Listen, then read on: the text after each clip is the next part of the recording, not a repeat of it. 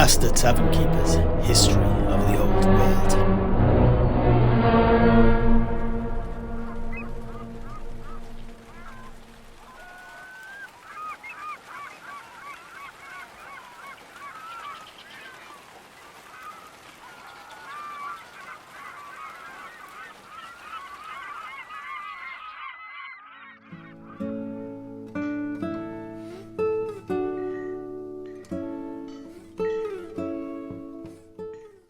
And so, the revolt begins.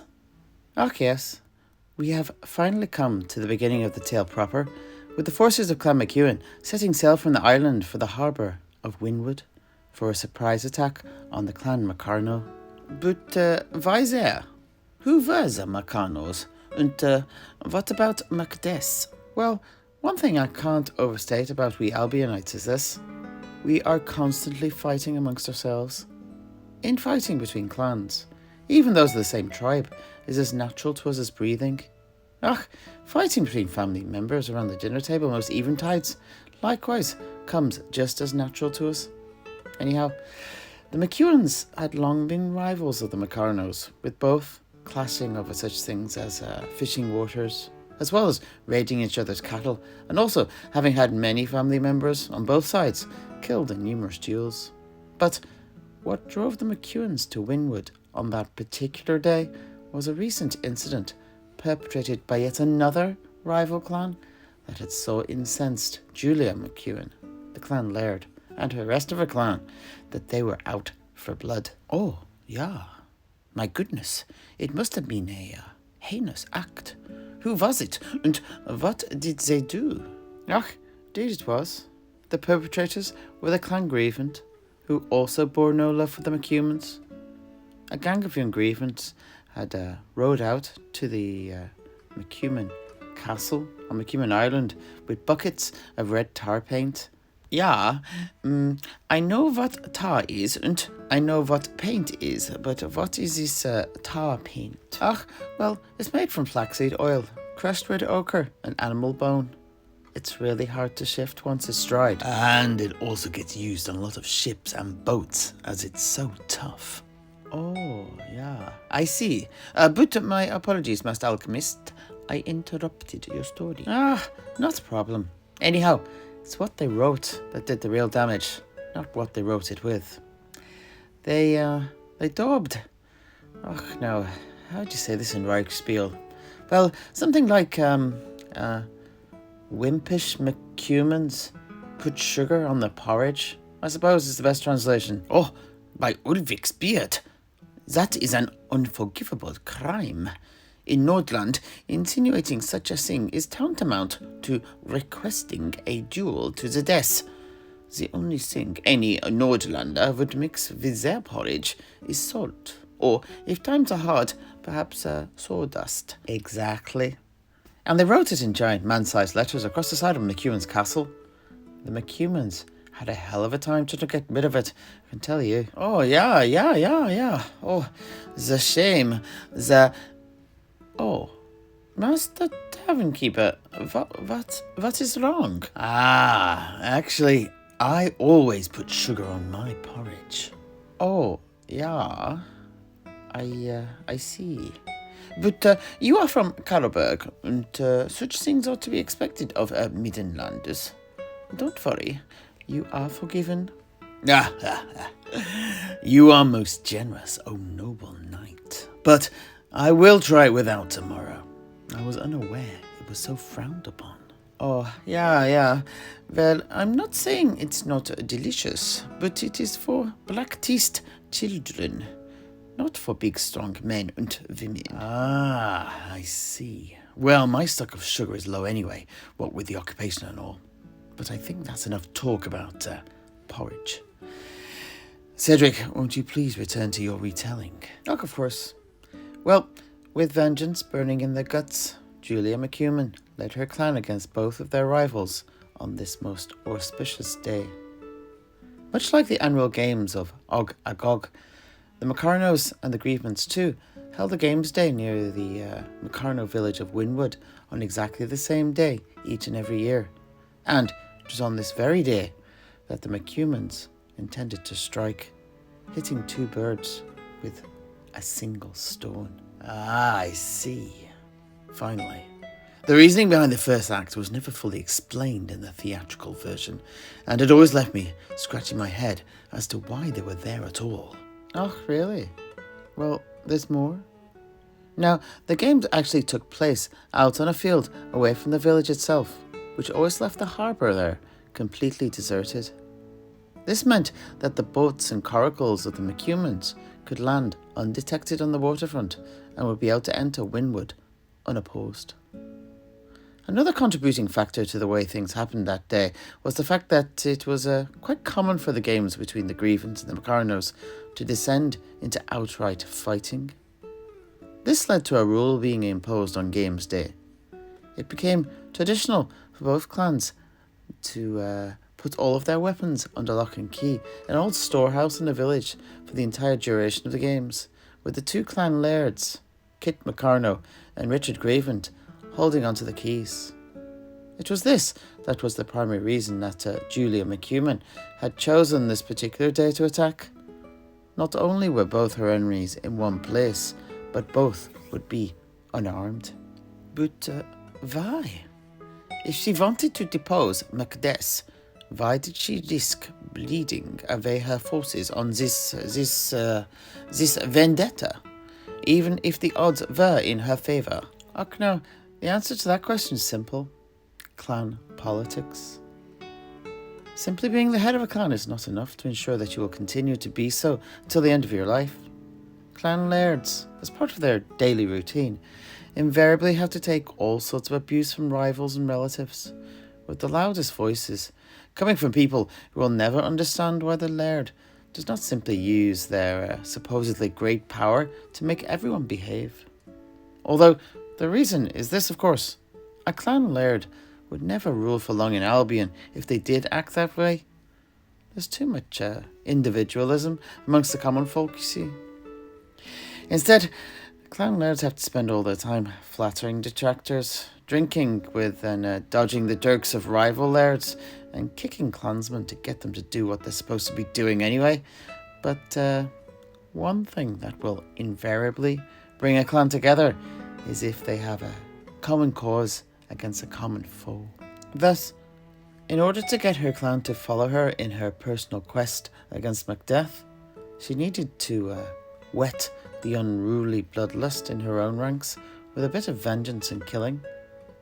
After bloodily settling not one but 2 scores in a single swipe of her mace, she'd have a much easier time of it with her underlings afterwards. Ah, yeah, I see. It is as the old adage goes. Friends that kill together, stay together. Oh, well, that might be true, but there was another reason. The village of Winwood sat on a small peninsula that was dominated by the eastern reaches of the treacherous forest of Fagmar, apart from a few carefully tended orchards to the north there, that is. Only a single road led inland from the village of Winwood itself. This road first head out past the place where the games were being held, off to the east, before turning south over the hills on the isthmus towards the mainland. It then curved up directly towards the distant mountains where Castle Runsanane, the seat of power of McDeath, stood. It was a long and winding road that cut across East Albion, but the ground was solid and avoided numerous bogs and fens out that way, and thus was the fastest route from the coast to the castle, if a little circuitous, that is. Ah, I see. But let's get to it, Sedrik. What actually happened at Winwood? I'm interested to see how the reality compares to the version performed on the stage. Oh, I see. Right then. Well, let's dive in.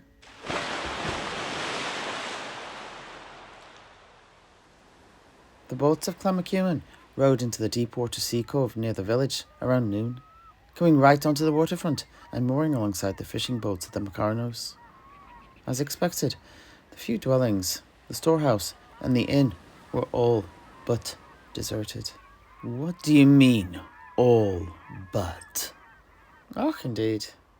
Everyone was up at the field to the north, participating in the games themselves, and drinking themselves silly on bottles of Albionite whiskey beha, or aqua vitae, as they say here in Tilea. And yes, I know you like to say Tilea in your empire there.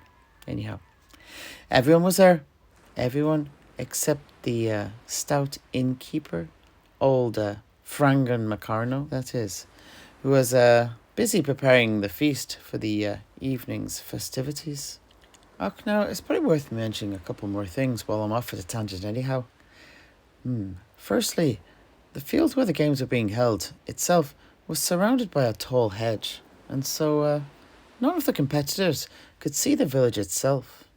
And secondly, there were two unusual feats that competitors participated in each year that would have a bearing on the battle to come. One was caber tossing, and the other was shot putting. Oh, yeah, I am unfamiliar with these. What are they? Well, shot putting uses round stone balls that you put in the crook of your neck, run up, and then toss as far as you can. Cabers, on the other hand, are tall tree trunks with all the branches cut off that, again, you run up with and then toss as far as you can. Truth be told, there's a lot of tossing in general that goes on in East Albion, which has led to some unflattering nicknames being given to the locals there. But that's not worth getting into now. So, by the time the McCumans were rowing to shore, the day had already descended into a furious argument between the two sides. The grievance were accusing the Macarnos of shaving the cabers to make them go further, and the Macarnos were accusing the grievance of wearing supportive garments under their kilts to keep them warm. You're not supposed to wear anything under your kilt, you see. It defeats the point of the thing. You may as well wear trousers if you're going to hitch up your kilt to whip off your silky underthings every time you want to relieve yourself. Anyhow, the short of it was that the blood was running hot on both sides, and hands were beginning to reach towards the large pile of empty bottles by the side of the field.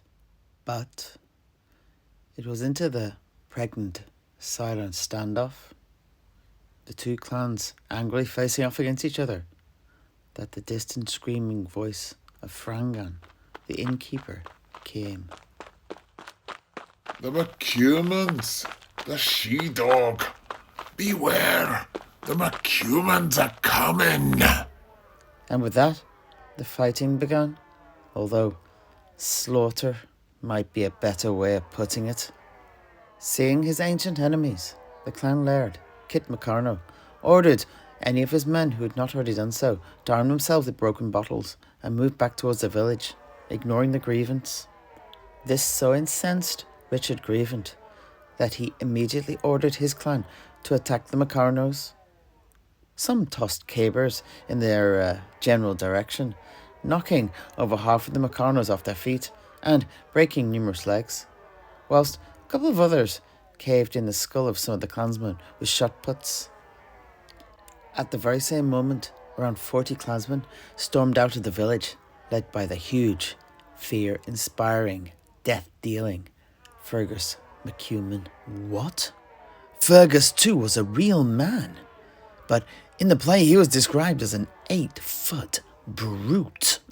Well, I don't know if he was quite that tall, but he wasn't far off. He definitely towered over your average Albionite. Anyhow, he, Julia, her bodyguard, Hugo Yorickson, and about 10 clansmen crashed into the half-dozen remaining Macarnos and their laird, Kit, whilst the other 30 clansmen surrounded the dozen or so grievants that were left. The 3 McCumans attacked Kit Macarno as one, Fergus striking the clan laird from above with his giant sword, as Yorickson hacked out his legs from under him with his double-handed axe. This left him bleeding out from his kneecaps on the sodden ground. It was then up to Julia to finish him off.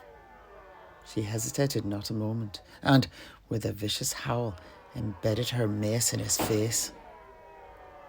The other clansmen then hacked down the half-dozen Macarnos who were still standing before joining Fergus, Yorickson and Julia in plunging their weapons into the prone McConnors who'd been laid low by the Grievance cabers.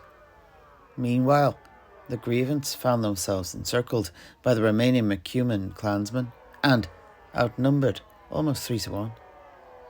They brandished their broken bottles with menace, but the McCumans simply smashed them out of their hands with their shields before thrusting their swords in deep, butchering the upstarts like a pack of wolves descending on a bewildered lamb. The bloodbath was quick, hot, and very messy.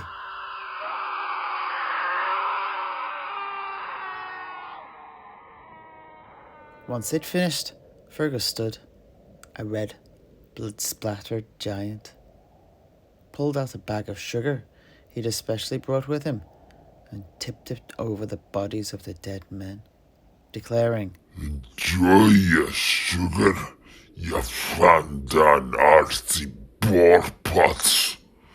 If it tastes sweet for you, I'm sure the boys will be happy to give you a gallon of piss to wash it down."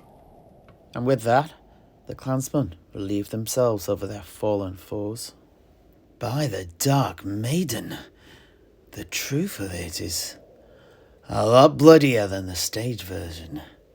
I'd still beware of using her name in vain, Master Tavern Keeper, but perhaps it's appropriate this time. Anyhow, Albion is not a place for the weak-hearted, and things are only going to get a lot bloodier from here on in as we journey towards the castle of McDeath.